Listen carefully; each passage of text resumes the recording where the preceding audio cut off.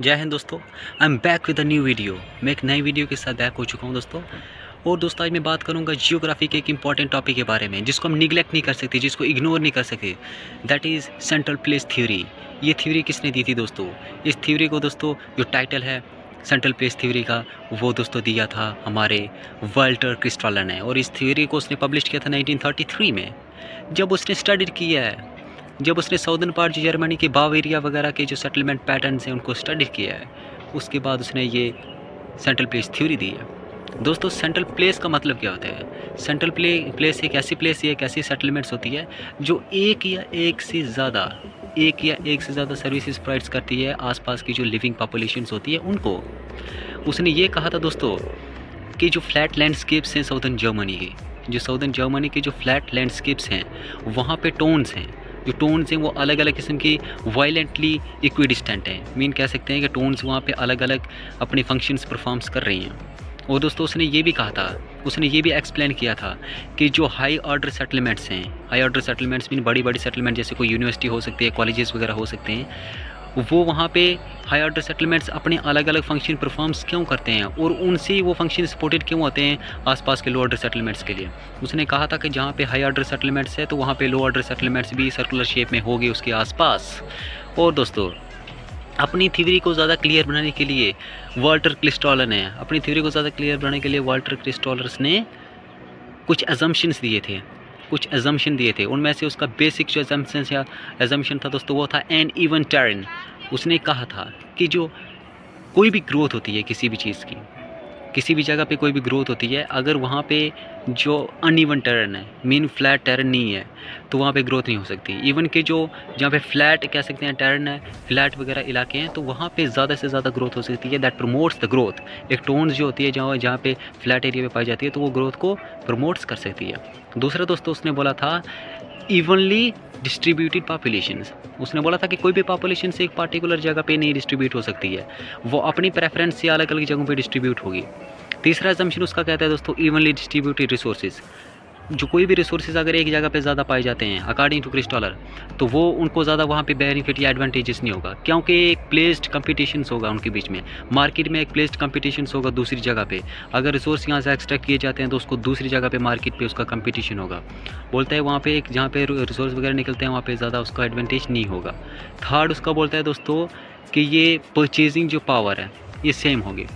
जब equally distributed resources होंगे, distributed population भी सेम होगी, तो वहाँ पे उनकी जो परचेजिंग पावर है वो भी सेम होगी। अकॉर्डिंग टू क्रिस्टॉलस वो भी सेम होगी।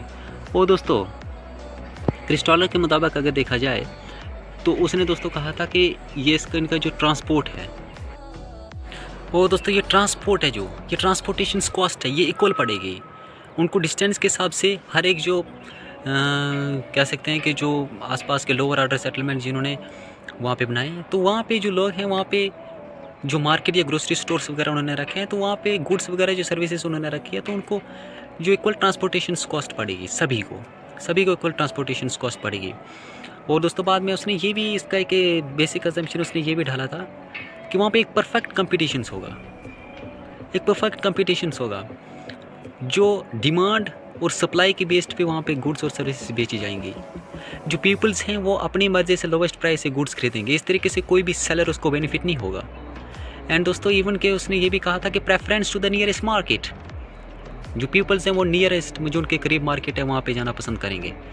ये प्रेफरेंस, ये उसकी बेसिक अजम्पशन थे, उसकी थ्योरी के बेसिक अजम्पशन थे।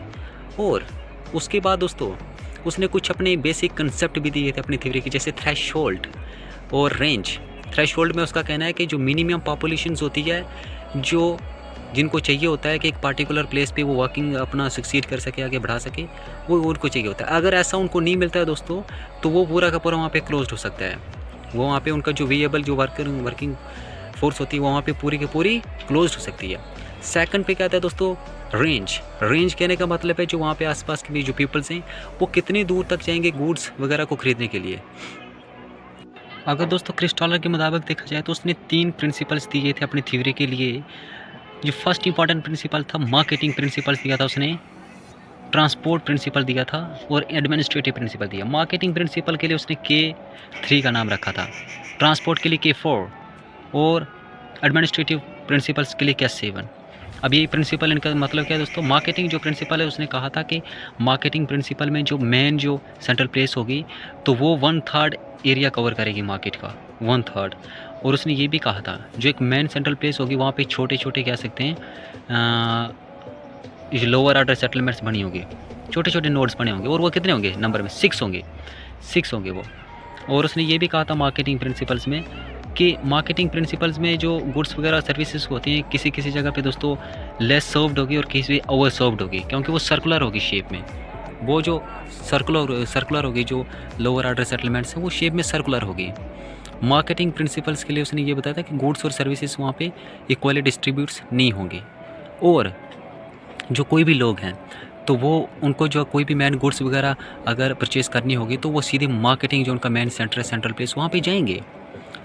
इवन कि दोस्तों जो सेकंड आता है ट्रांसपोर्ट प्रिंसिपल, इसको K4 का नाम दिया गया है। उसमें दोस्तों